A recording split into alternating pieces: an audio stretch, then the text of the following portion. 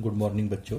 आज हम सॉल्यूशन वाली यूनिट से नया टॉपिक लेके आए हैं जिसे हम वाष्प दाब किसे कहते हैं पहले ये समझेंगे। तो हम ये कहते हैं जब कोई द्रव अपनी वाष्प में कन्वर्ट होता है, जब द्रव वाष्पित होता है अर्थात उसकी वाष्प बनती है तो इस क्रिया को हम बोलते हैं वाष्पन। और जब वही वाष्प ठंडी होकर के कंडेंस हो जाती है जिसे हम बोलते हैं संघनन, और संघनन होकर के वो द्रव में कन्वर्ट होती है। पहले वाष्पन की दर अधिक होगी, फिर जैसे ही वाष्पित कणों की संख्या बढ़ जाएगी तो संघनन की दर अधिक होगी। कुछ समय पश्चात वाष्पन और संघनन दोनों की दर बराबर हो जाएंगी अर्थात दोनों के वेग बराबर हो जाएंगे। उस समय द्रव और वाष्प दोनों साम्य अवस्था में होंगे। ऐसी परिस्थिति में किसी द्रव की सतह पर वाष्पित कणों के द्वारा डाला गया दाब वाष्प दाब कहलाता है। इसे हम फिगर से समझते हैं। इसमें मान लीजिए हमारे पास एक बीकर है और इस बीकर में ये शुद्ध जल या कोई भी विलायक भरा हुआ है, कोई भी सॉल्वेंट है, प्योर सॉल्वेंट। अब यहाँ कोई भी विलयन है तो विलयन में गतिज ऊर्जा भी होती है।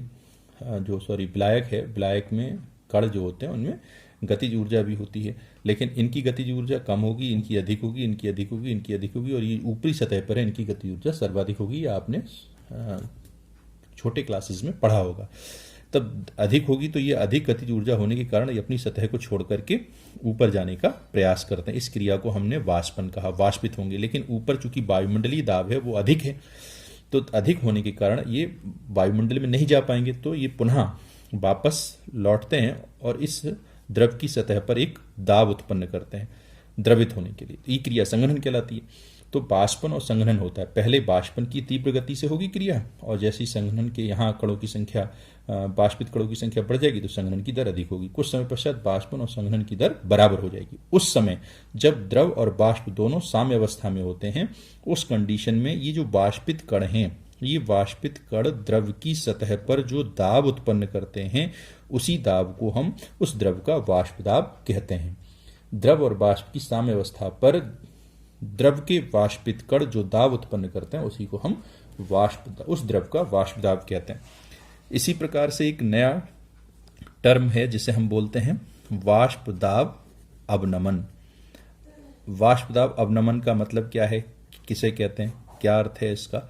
इसमें यह है कि जैसे हमारे पास कोई शुद्ध विलायक है, शुद्ध विलायक जैसे जल है ना, और उसी शुद्ध जल में उतनी ही मात्रा में हमने कोई आवासशील पदार्थ मिला दिया। पहले हम शुद्ध जल की बात करते हैं, प्योर सॉल्वेंट। ये क्या है?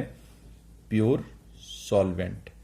प्योर सॉल्वेंट मतलब जैसे ये कण हैं, ये इनकी गतिज ऊर्जा अधिक होगी सबसे ऊपर वाले कणों की, ये इस ऊपर वाली लेयर की।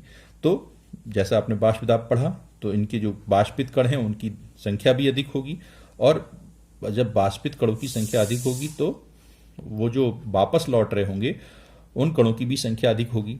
और जब द्रव और वाष्प साम्य अवस्था में होंगे तो जो द्रव के वाष्पित कण होंगे वो इस पर जो दाब उत्पन्न कर रहे होंगे वो दाब, इनकी संख्या अधिक होने के कारण वो दाब भी अधिक होगा। अर्थात जो शुद्ध विलायक का वाष्प दाब है वो अधिक होगा, क्योंकि जो शुद्ध विलायक के कण हैं उनकी गति ऊर्जा अधिक होती है। अब यही बात हम सॉल्यूशन में अगर करें, ये सॉल्यूशन है। सॉल्यूशन कैसे बनाया हमने? सॉल्वेंट में कोई भी नॉन वोलाटाइल, अवाष्पशील, नॉन वोलाटाइल मतलब कोई भी अवाष्पशील पदार्थ मिलाया है। कोई भी अवाष्पशील हमने पदार्थ को मिला दिया। तो अवाष्पशील पदार्थ को मिलाने पर क्या होगा कि जब हम कोई पदार्थ घोलते हैं तो वो उस विलायक की ऊर्जा को अवशोषित करके घुलता है। तो जब ऊर्जा को अवशोषित करेगा तो उसमें गतिज ऊर्जा भी, पहले जो शुद्ध विलायक की गतिज ऊर्जा थी कणों की, उनसे इनकी इस विलायक के कणों की जो गतिज ऊर्जा है वो कम हो जाएगी। कम हो जाएगी तो जो वाष्प दाब उत्पन्न करने वाले कण होंगे उनकी संख्या भी कम हो जाएगी। तो जब कम हो जाएगी तो ये जो वाष्प दाब है वो अपने आप ऑटोमेटिकली कम हो जाएगा। तो हम यही कहते हैं कि शुद्ध विलायक के वाष्प दाब और विलयन के वाष्प दाब के अंतर को हम शुद्ध विलायक वाष्प दाब का अवनमन कहते हैं। यहाँ शुद्ध विलायक का जो वाष्प दाब है वो विलयन के वाष्प दाब से अधिक होगा। ये वाष्प दाब का अवनमन कहलाता है, वो पहले से कम हो गया। तो शुद्ध विलायक का वाष्प दाब गतिज ऊर्जा अधिक होने के कारण गतिज ऊर्जा अधिक होने के कारण उसका जो वाष्प दाब है वो अधिक होगा, जबकि उसमें नॉन वोलाटाइल पदार्थ मिला दिया गया है जिससे उसकी गतिज ऊर्जा पर इफेक्ट पड़ेगा। इससे जो वाष्पित कण हैं उनकी संख्या भी कम होगी, जिससे उनका वाष्प दाब ऑटोमेटिकली कम हो जाएगा। तो वाष्प दाब में इसमें कमी आ जाएगी और इसमें ये अधिक होगा, ये कम होगा, ये अधिक होगा, तो इसके अंतर को हम वाष्प दाब का अवनमन कहते हैं। परिभाषा क्या कह देंगे कि शुद्ध विलायक के वाष्प दाब और विलयन के वाष्प दाब के अंतर को, शुद्ध विलायक के वाष्प दाब और विलयन के वाष्प दाब के अंतर को हम वाष्प दाब का अवनमन कहते हैं। इसी प्रकार से फिर एक आता है वाष्प दाब का आपेक्षिक अवनमन। आपेक्षिक अवनमन ये क्या चीज है? ये है विलयन के वाष्प दाब की बात करते हैं। तो जब हम किसी विलायक में कोई अवाष्पशील पदार्थ मिलाते हैं तो उस विलायक के वाष्प दाब में कमी आती है, और शुद्ध विलायक और विलयन के वाष्प दाब के अंतर को हम वाष्प दाब का अवनमन कहते हैं। और इस अवनमन को अगर हम इस वाष्प दाब के अवनमन और शुद्ध विलायक के वाष्प दाब के अनुपात को वाष्प दाब का आपेक्षिक अवनमन कहते हैं। परिभाषा समझ में आ गई होगी। वाष्प दाब के अवनमन और शुद्ध विलायक के वाष्प दाब के अनुपात को वाष्प दाब का आपेक्षिक अवनमन कहते हैं। पूरी परिभाषा सुन लें। जब किसी शुद्ध विलायक में हम अवाष्पशील पदार्थ मिलाते हैं तो शुद्ध विलायक के वाष्प दाब और विलयन के वाष्प दाब के अंतर तथा शुद्ध विलायक के वाष्प दाब के अनुपात को वाष्प दाब का आपेक्षिक अवनमन कहते हैं। अब इसी से संबंधित है राउल्ट का नियम, बहुत इंपॉर्टेंट है। राउल्ट का नियम ये क्या कहता है? इसका ये कहना है राउल्ट के नियम का कि स्थिर ताप पर वाष्प दाब का आपेक्षिक अवनमन, स्थिर ताप पर वाष्प दाब का आपेक्षिक अवनमन विलेय के मोल प्रभाज के बराबर होता है। विलेय के मोल प्रभाज के बराबर होता है। भाई ऊपर विलेय के मोल बटे विलयन के मोल, हमने बताया था यही मोल प्रभाज कहलाता है। किसका? विलेय का मोल प्रभाज। और ये वाष्प दाब का आपेक्षिक अवनमन कब? एट कांस्टेंट टेम्परेचर, स्थिर ताप पर। स्थिर ताप पर किसी विलयन का वाष्प दाब का अवनमन विलेय में उसके विलयन में उपस्थित विलेय के मोल प्रभाज के बराबर होता है। स्थिर ताप पर किसी वाष्प दाब का आपेक्षिक अवनमन उसके विलेय के मोल प्रभाज के बराबर होता है। अब इसमें ये आपको पता है P क्या है? शुद्ध विलायक का वाष्प दाब, PS विलयन का वाष्प दाब, स्मॉल n विलेय के मोलों की संख्या, कैपिटल N विलायक के मोलों की संख्या। अब इसी को यदि हम ऐसे लिख लें, हम ये कह दें फॉर डाइल्यूट सोल्यूशन, तनु विलयन के लिए डाइल्यूट सोल्यूशन, अगर कोई विलयन तनु है तो तनु विलयन में क्या कंडीशन होती है कि उसके विलेय के मोलों की संख्या जो है वो विलायक के मोलों की संख्या की अपेक्षा बहुत कम होती है। तो इस आधार पर हम n+n को लगभग कैपिटल N के बराबर मान सकते हैं। इस आधार पर ये जो राउल्ट का नियम है, जो राउल्ट का नियम था वो क्या था? P minus PS upon P बराबर small n upon capital N+n को केवल हम कैपिटल N लिख सकते हैं। इस तरीके से हम ये फॉर डाइल्यूट सोल्यूशन, इसमें यदि स्मॉल n बराबर small w by small m, capital N बराबर capital W by capital M। अब ये स्मॉल w क्या है? विलेय की मात्रा ग्राम में, और विलेय का अणुभार ये विलायक की मात्रा ग्राम में और विलायक का अणुभार। स्मॉल w विलेय की मात्रा है, स्मॉल m विलेय का अणुभार है, और कैपिटल W विलायक का भार है और कैपिटल M विलायक का अणुभार है।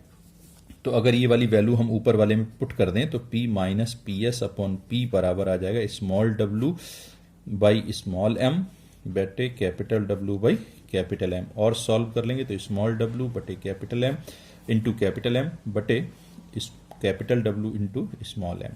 तो P minus PS upon P, एक फार्मूला हमारे पास ये भी होता है। लेकिन जब हम इसमें ये केवल डाइल्यूट सॉल्यूशन के लिए for dilute and concentrate solution, यानी कि कोई भी तनु या सांद्र विलयन हो, उनके लिए हम एक फार्मूला लगाते हैं। उसमें क्या है कि P minus P S upon P बराबर N capital N plus small n। इसको अपोजिट कर दीजिए। अपोजिट मतलब इसको P upon P minus P S capital N plus N upon small n कर दीजिए। उसके बाद इसको सॉल्व कर लीजिए, तो capital N small n plus small n से कट जाएगा, तो ये आ जाएगा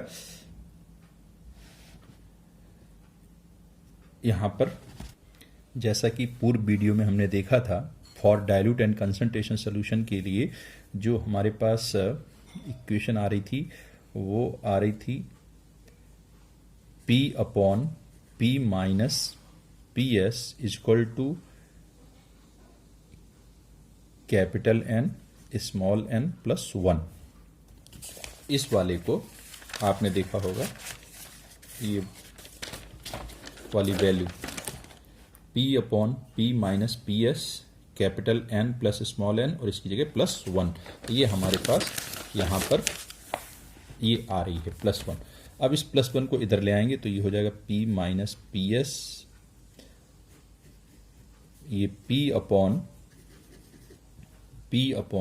P minus P S minus 1 equal to N capital small n।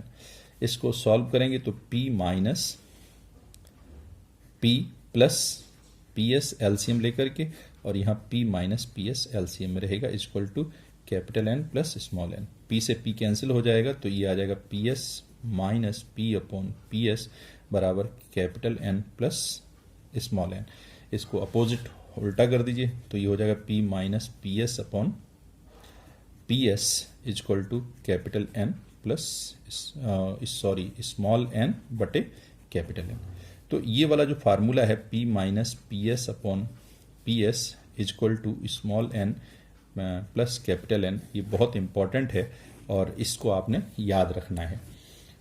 यहाँ पर भी P शुद्ध विलायक का वाष्प दाब है, PS विलयन का वाष्प दाब है, स्मॉल n जो वैल्यू विलेय का मोल प्रभाज है, विलेय के मोल है, और कैपिटल N विलायक के मोल है। एक बार इसको फिर से हम समझा देते हैं कि for dilute and concentration solution के लिए हमने ये फार्मूला राउल्ट का नियम है P minus P S upon P बराबर N plus N upon capital N plus small n, ये डाइल्यूट सॉल्यूशन के लिए था। अब इसके लिए हमने क्या किया, दोनों सॉल्यूशन के लिए देखना है, तो हमने पहले इसको अपोजिट कर लिया, तो P upon P minus P S और N plus N capital N। फिर इसको N को इसके साथ रख दिया एक बार और एक बार इसके साथ रख दिया, तो इसकी जगह 1 आ जाएगा। तो हमारे पास ये क्या हो जाएगा, P upon P minus P S capital N plus small n plus 1, जिसको हम नेक्स्ट पेज पर देखते हैं। P upon P minus P S बराबर हो गया capital N plus capital N बटे स्मॉल n प्लस 1। इस 1 को इधर ले आएंगे तो ये हो जाएगा P upon P minus P S minus 1 बराबर ये। फिर इसके बाद में हमने इसको एलसीएम लेकर के सॉल्व कर लिया। सॉल्व करने पर P S upon P minus P S capital N plus small n। फिर इसको उल्टा कर देंगे तो पी एस नीचे आ जाएगा और इधर स्मॉल कैपिटल N नीचे आ जाएगा, तो P minus P S upon P S बराबर हो जाएगा capital N plus small n। ये जो नियम है ये सभी सॉल्यूशंस पर आप जितने भी न्यूमेरिकल करें उन न्यूमेरिकलों में इसी फार्मूले का उपयोग करें, तो आपका आंसर 100% करेक्ट आएगा। ये नियम, अब राउल्ट नियम की सीमाएं क्या हैं, इसकी राउल्ट नियम की कुछ सीमाएं हैं। वो सीमाएं क्या हैं, तो एक पहली सीमा ये है कि जो राउल्ट का नियम है ये केवल आदर्श विलयनों पर लागू होता है। राउल्ट का नियम केवल विलेय पदार्थों पर, केवल तनु विलयनों पर लागू होता है, ऐसे विलयनों पर लागू नहीं होता जो सांद्र होते हैं। ये जो नियम है वो अवाष्पशील पदार्थों पर लागू होता है, अवाष्पशील पदार्थों के विलयनों पर लागू होता है। राउल्ट के नियम मैंने पीडीएफ में भेजे हैं, वो आप वहां से इसको देख सकते हैं।